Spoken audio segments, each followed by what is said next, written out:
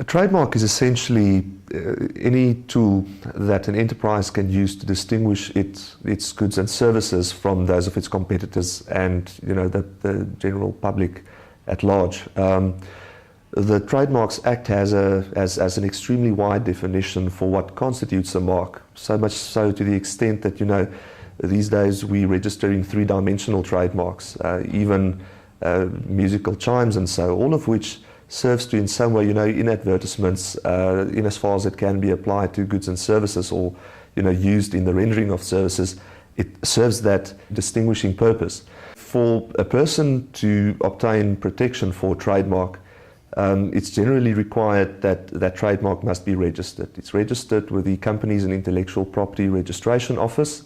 It's a relatively long period that it takes for the mark to go through the registration process. The process generally entails that, prior to preparing and filing the trademark application, it is up to the particular person. It's in fact their prerogative to decide whether they want to conduct a trademark availability or registrability search before simply filing the trademark for registration.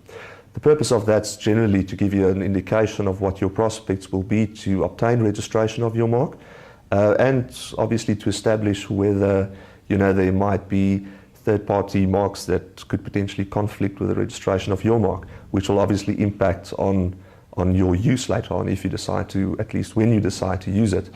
So generally we would suggest that it's a good idea to do a clearance search before filing a trademark, although as I said it's not a requirement.